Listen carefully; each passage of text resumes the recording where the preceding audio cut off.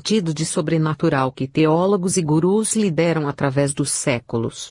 Toda a mitologia igrejeira da morte, da ressurreição e do renascimento ou reencarnação caem por terra com seus arranjos e adereços, para que a morte, como a verdade, possa sair do fundo do poço com sua nudez clássica. Ao mesmo tempo, no precioso filão das explorações da morte, de que tanta gente tem vivido à tripa-forra, surgiram as tentativas de manutenção da morte em conserva, com os cadáveres de milionários congelados, em catalepsia forçada, na manutenção precária de uma subvida sem nenhuma perspectiva.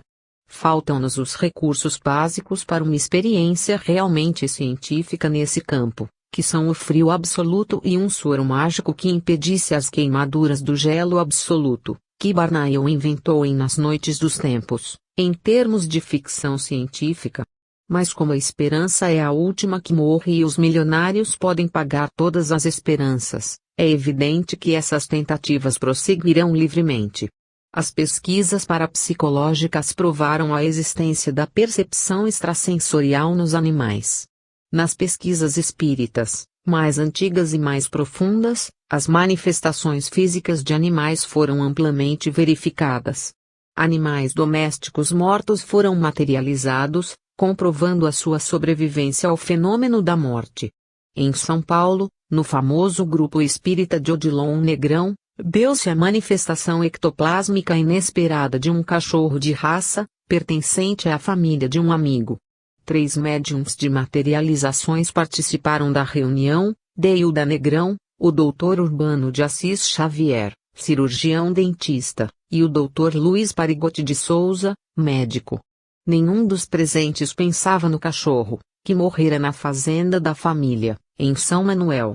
Foram os espíritos controladores do trabalho que anunciaram a presença do animal, pelo fenômeno de voz direta, a voz do espírito vibrando no ar, sem intermediário mediúnico. O Dr. Antônio, presente, foi quem reconheceu o animal, que, materializando-se, dirigiu-se a ele, festejando-o. O professor Ernesto Bozano, famoso cientista e pesquisador espírita de Milão, Itália, verificou e estudou vários casos dessa natureza. Os anais das sociedades de pesquisas psíquicas da Inglaterra e dos Estados Unidos registram numerosas dessas ocorrências espontâneas. Conan Doyle, o famoso escritor e historiador inglês, médico e pesquisador psíquico, obteve fotografias de fenômenos semelhantes. Kardec foi o primeiro a constatar essa realidade, hoje na pauta das pesquisas parapsicológicas. O John Gunther, famoso repórter e ensaísta alemão, em seu livro Nestes Tempos Tumultuosos, nas vésperas da II Guerra Mundial, relata a curiosa manifestação de um cachorro de raça, de grande porte, que assombrava um hotel de luxo da Baviera.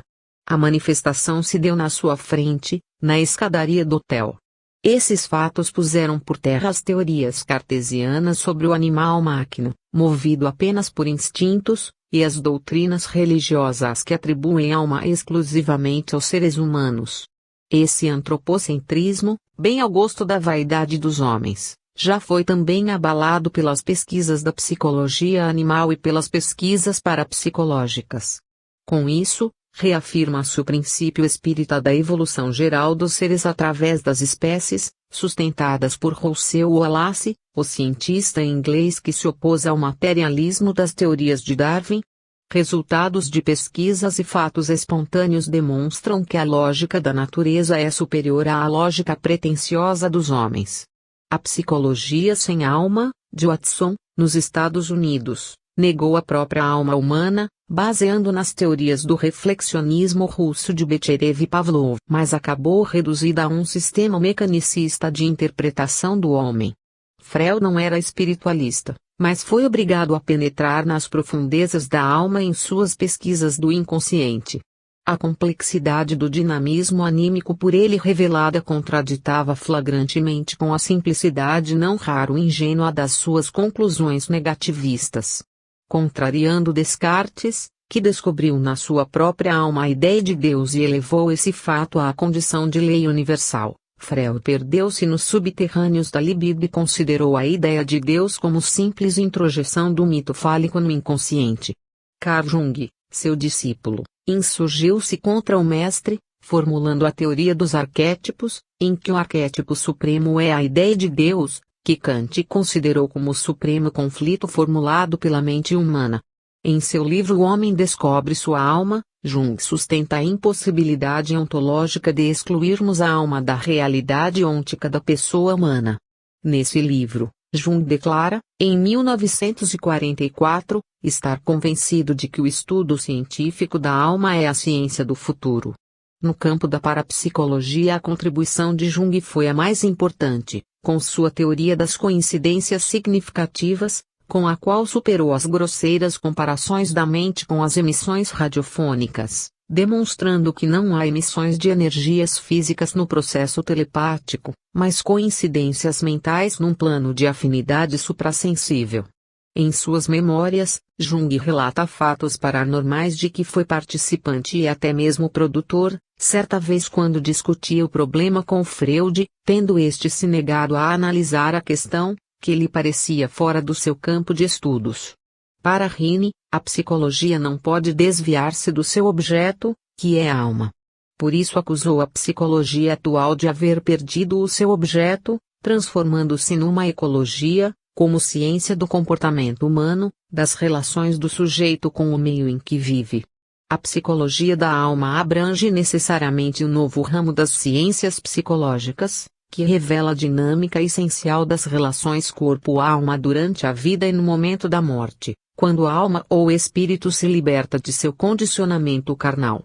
Já dizia o padre Vieira, quereis saber o que é a alma? Vede um corpo sem alma.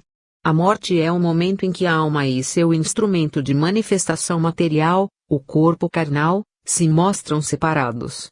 Nesse estado de separação, o corpo material se mobiliza e o corpo bioplásmico dos pesquisadores russos da Universidade de Kirov continua em atividade, desprendendo-se do corpo carnal.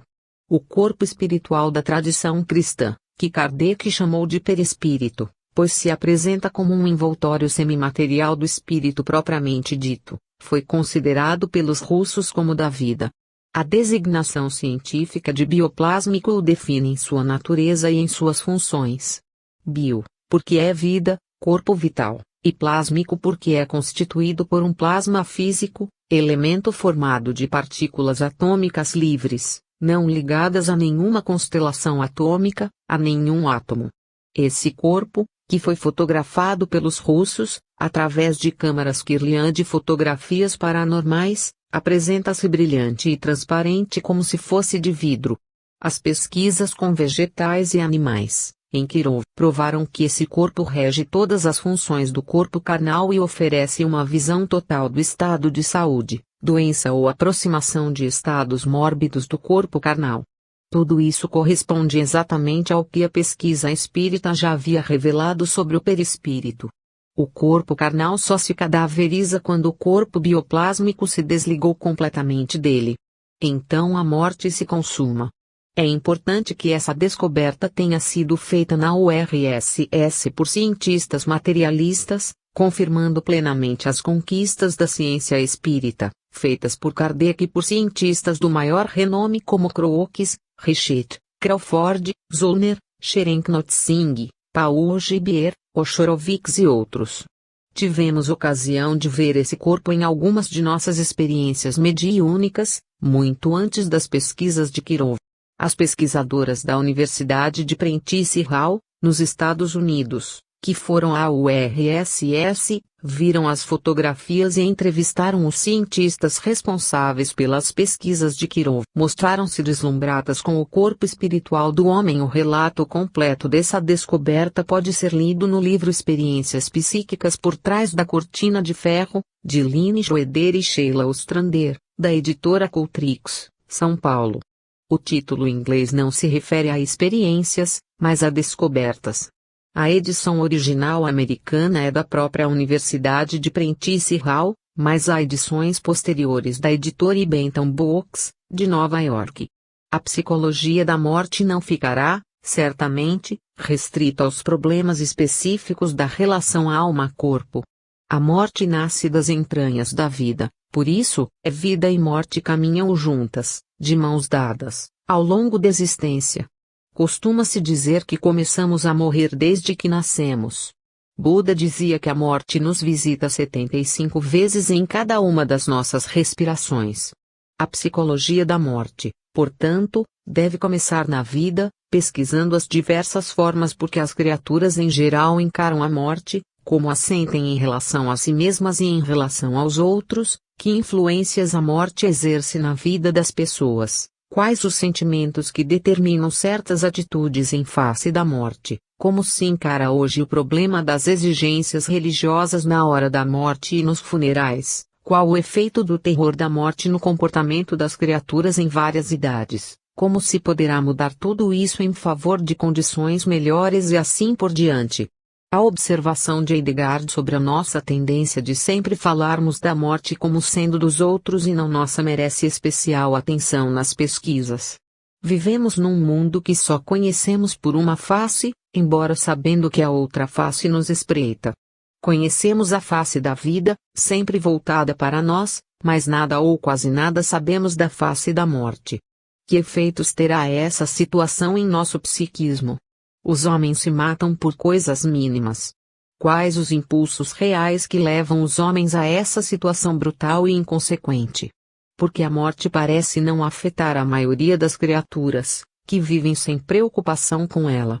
Se a psicologia da morte não se interessar pela vida, fracassará em sua tentativa de esclarecer os problemas da morte e ajustar-nos conscientemente ao fato de que nascemos para morrer. Só poderemos compreender a vida depois de compreendermos a morte. Não é estranho que tenhamos feito tudo ao contrário, até agora, temendo e ao mesmo tempo desprezando a morte. A morte é certa, dizem com indiferença. Não obstante, a morte é geralmente incerta, pois não sabemos quando e de que maneira chegará. Se todos nos interessássemos mais pela morte, não poderíamos viver melhor, com menos ambições e menos desesperos inúteis. A psicologia da morte não surge por acaso. Na mortalidade massiva do nosso tempo, a morte adquire maior importância do que a vida, porque sabemos que estamos na vida e a conhecemos bem. Mas e a morte? 19. Os mortos ressuscitam. A ressurreição dos mortos no último dia, no fim dos tempos, é uma alegoria judaica de que Jesus se serviu, como de tantos outros elementos do judaísmo, para ensinar o sentido verdadeiro da morte como transição ou passagem de um mundo para outro, do mundo material para o espiritual. O último dia é apenas aquele em que morremos. O fim dos tempos seria o fim do mundo, mas de que mundo? A imaginação rabínica antecedeu com vantagem a dos teólogos cristãos. Mais integrada nas tradições proféticas do Fértil Crescente, a imensa região oriental descrita por John Murphy na sua História das Religiões, os rabinos judeus dispunham das excitações naturais da época em que um novo mundo estava sendo construído na Terra. A era apocalíptica judaica, de que o Apocalipse de João nos dá uma imagem alucinante, foi o mundo mágico das profecias judaicas. Jesus, judeu nascido na Galileia dos gentios, em meio aos gregos da Decápolis, salvou-se da helenização graças à humildade e pobreza da sua família. A profissão de carpinteiro que o pai lhe transmitia, segundo os costumes da época, livrou-o das influências herodianas que fizeram de Madalena uma cortesã grega típica. Educado na sinagoga, recebendo a bênção da virilidade aos 13 anos, no Templo de Jerusalém, Jesus era um judeu entre judeus. Sua inteligência excepcional e a elevação natural do seu espírito lhe permitiam servir-se dos elementos da cultura judaica para transmitir aos judeus suas ideias generosas, tentando romper o terrível sociocentrismo judaico, racista e pretensioso, que até hoje perdura de maneira chocante na arrogância e na insolência do novo Estado de Israel. Esse esforço generoso de Jesus, como podemos ver hoje, não surtiu os resultados que um deus grego, por exemplo, poderia ter obtido. Os romanos, que se casavam bem com as antivirtudes judaicas, teriam feito de Jesus o Messias esperado se a helenização herodiana o tivesse envolvido. Mas o jovem carpinteiro integrou-se de tal maneira nas aspirações grandiosas do judaísmo, e se apegava tanto às suas ideias generosas de renovação do mundo, que seu destino só podia ser, no covil de cobras do rabinato, a condenação à morte infamante na crucificação romana. Essa visão racional da vida de Jesus, que não nos seria possível depois do fim do mundo antigo, foi de tal maneira envolvida pelas alucinações proféticas do judaísmo, pelas fascinações mitológicas da era massivamente dominada pelos mitos, e logo mais pela efervescência das seitas judaicas, das influências filosóficas e míticas da cultura grega e pelas manobras habilíssimas da política imperial romana, que chegou até nós na forma disforme e atormentada de um sincretismo cultural assustador. O jovem carpinteiro foi transformado em mito, em rei, por fim, num deus grego que absorvia em sua natureza os poderes totais do Messias, de Yahvé, de Zeus e de Júpiter. Roma rendeu-se a esse sincretismo por força das circunstâncias, mas com a condição de manter em suas mãos imperiais as rédeas da nova era. A queda do império pela invasão dos bárbaros e a subjugação posterior de Bizâncio, aumentando o sincretismo cultural, quantitativa e qualitativamente pela turbulência e a vitalidade dos povos bárbaros, completou-se na desfiguração mitológica do cristianismo, de maneira irremediável, no trágico totalitarismo sagrado do medievalismo. Por isso, quando os primeiros ventos da Renascença começaram a soprar sobre a Europa orientalizada, abalando a estrutura gigantesca e toda poderosa da Igreja, a insurreição luterana desencadeou as forças adormecidas da renovação dos tempos. E quando um jovem seminarista, Ernest Renan, resolveu passar a limpo a história cristã, só não foi queimado em praça pública porque, como assinalou Kardec, a cauda da Inquisição já se arrastava em terras de Espanha. Sem a compreensão rigorosamente histórica desse vastíssimo e trágico panorama, despido das fantasias mitológicas e aliviado das toneladas de quinquilharias sagradas com que Roma o asfixiara, não poderíamos compreender a formação do mundo moderno, de cujas entranhas nascemos para decifrar os enigmas atordoantes da esfinge romana. A loba nos devoraria com a impiedade dos Césares. Os mortos ressuscitam, não no fim dos tempos, no último dia, pois que iriam fazer com sua ressurreição no vazio, no mundo sem tempo ou no tempo sem mundo? E de que lhes serviria ressuscitar, no fim dos milênios com seus miseráveis corpos doentes e deformados, aos quais Deus, num excesso de crueldade, concederia a vida eterna com suas doenças e aleijões? Essa ideia espantosa, que parece derivada das tragédias gregas, saiu da cabeça de teólogos iluminados pelas fogueiras medievais, ante a lição de Jesus a Tomé, que teve de tocar com os dedos as chagas da crucificação nas mãos do Mestre, para acreditar que era mesmo Jesus quem ali se apresentava, no cenáculo dos apóstolos. Apesar das muitas manifestações de mortos ressuscitados em estado de pureza e beleza etérea, que ocorriam no culto pneumático ou culto dos espíritos, na era apostólica, os teólogos vesgos acharam que os mortos teriam de ressuscitar com suas marcas e aleijões. E como Deus lhes conferia a vida eterna, eles continuariam assim pela eternidade. É tão obtusa essa dedução que custamos a acreditar que tantos homens de estudo, tantos mestres do passado e do presente tenham endossado e ensinado ao povo essa burrice sumária. Untersteiner, em A Fisiologia do Mito, tentou esclarecer a função racional do mito no desenvolvimento da cultura. Onde colocarmos tudo isso, razão, fé e cultura, diante de um corcunda, como o da Catedral de Notre-Dame de Paris, na ficção de Victor Hugo, ressuscitado com seu corpo disforme para arrastá-lo pela eternidade?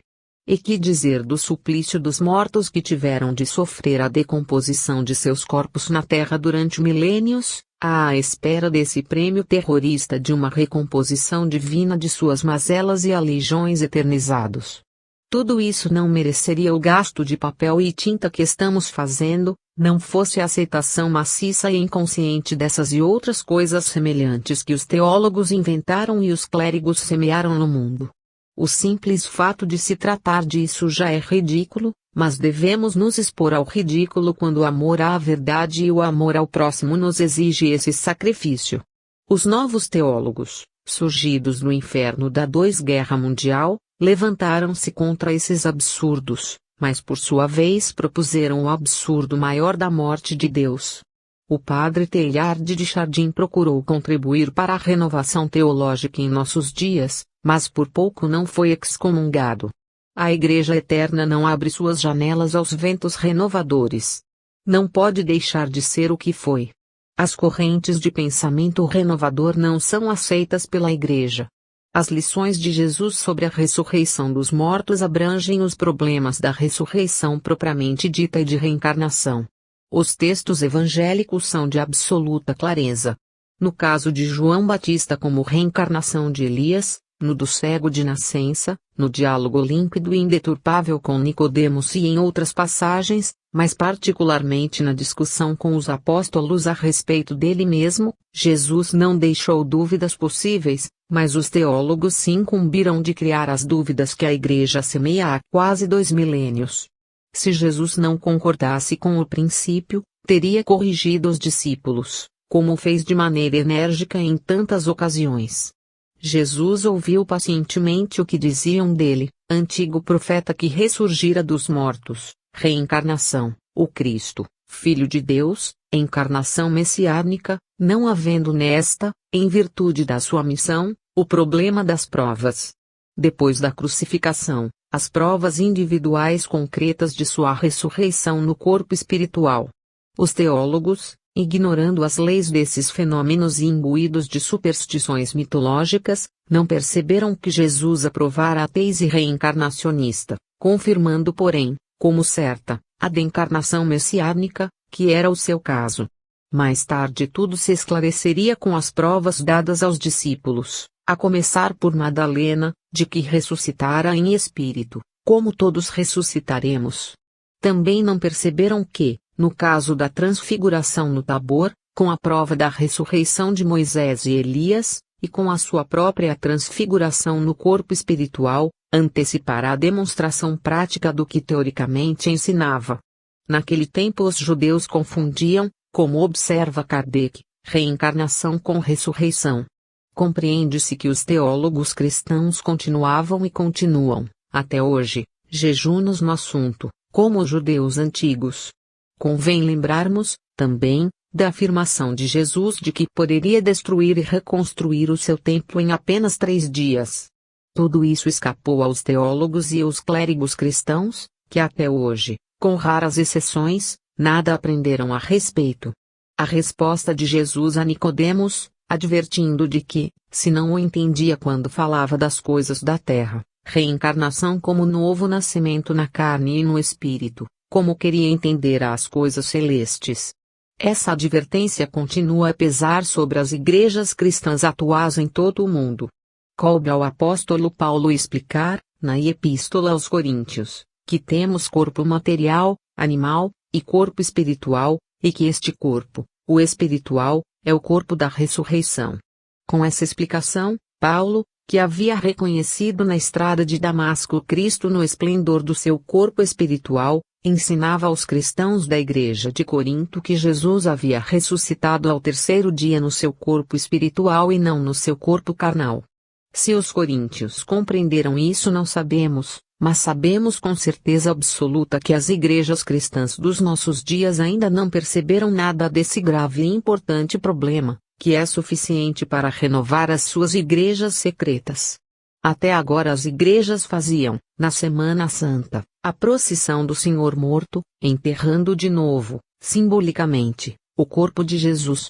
A ciência espírita provou cientificamente que os espíritos, em suas aparições tangíveis, como a gêneres, mostram-se capazes de fazer todos os atos de uma pessoa viva encarnada, comem, bebem, apertam as mãos dos amigos, conversam, partem o pão e assim por diante. Porque Jesus fez tudo isso em seu corpo espiritual, teólogos e clérigos andam pregando até hoje que ele ressuscitou na carne. Entretanto, a ressurreição de entre os mortos, na carne, nada tem a ver com as aparições tangíveis, pois é a reencarnação do morto em novo nascimento carnal. Todos morremos, mas todos ressuscitamos. Por isso não somos mortais, mas imortais. Mortal é o corpo material de que nos servimos para, segundo as filosofias da existência, nos projetarmos no plano existencial. Na Terra, só existimos quando integramos a humanidade encarnada. Os filósofos existenciais, até o materialista Sartre, são obrigados a admitir uma anterioridade do nosso ser, onde e como, para podermos nos projetar na existência. Sartre diz apenas que, antes de existir, somos o em si, uma coisa viscosa e fechada em si mesma, que se projeta no para si, a existência material, para fazer o trajeto da vida em direção à morte, buscando a síntese do em si, para si, que seria a nossa passagem para o plano divino. Mas Sartre acha que o homem é uma paixão inútil, pois não consegue atingir a divindade. Apesar de sua confusão, Sartre é mais coerente nessa tese do que os teólogos cristãos. Pois estes nos enterram e nos sacramentam para fazer-nos dormir nas catacumbas até o fim dos tempos, à espera do juízo final. Mas a mais difícil tarefa da educação para a morte é precisamente a de quebrar esse condicionamento milenar, integrando os homens numa visão mais realista da vida. Os fatos são de todos os tempos e estão ao alcance de todas as criaturas dotadas de bom senso. Hoje, graças à abertura científica produzida pelo avanço acelerado das ciências, não se pode admitir que pessoas razoavelmente cultas continuem amarradas, como acontece na própria parapsicologia, ao sincretismo teológico do tomismo de Tomás de Aquino, como acontece com Robert Amadou na França ou as teorias peremptas do velho René Sudre, que volta a tocar o seu realejo enferrujado em nossos dias. O realejo de Sudre foi desmontado por Ernesto Bosano no século passado, e isso de maneira irremediável, com a técnica, a lógica e a precisão matemática de Bosano. Mas o velho teimoso ainda o põe a funcionar, para a delícia dos ouvidos esclerosados que não percebem o som rascante das peças carcomidas pela ferrugem. Morrer não é morrer, meus amigos. Morrer é mudar-se, exclamou Victor Hugo após as experiências espíritas de seu exílio na ilha de Jersey. Lombroso, contendo a emoção, abraçou sua mãe materializada na casa do professor Chiaia, em Milão. Frederico Figner, judeu ortodoxo, tornou-se espírita na sessão de Belém do Pará, em que a médium Ana Prado lhe devolveu a filha morta, a menina Rachel, que voltou a abraçá-lo e a sua esposa, sentando-se no colo de ambos e advertindo a mãe de que devia tirar o luto, pois ela, Rachel, como provava naquele momento, não morrera. Richet, o fisiologista do século, escreveu a Schutel, A morte é a porta da vida. Rini, Pratt, Carrington e Price, em nossos dias, comprovaram e sustentam com provas nas mãos a sobrevivência do homem à morte do corpo material. Lord Offingham, na Batalha de Londres, da Guerra Mundial, conversou com seus aviadores mortos sobre o território alemão. Seriam todos alucinados, teriam perdido o senso e a capacidade de discernimento para aceitar trapaças indignas? Seremos acaso mais bem dotados do que essas grandes figuras da nossa vida cultural? De que elementos dispomos para rejeitar a nossa própria sobrevivência? Que contraprovas podemos opor ao nosso próprio direito de superar a morte, a destruição total do ser humano, num universo em que nada se destrói? Fim.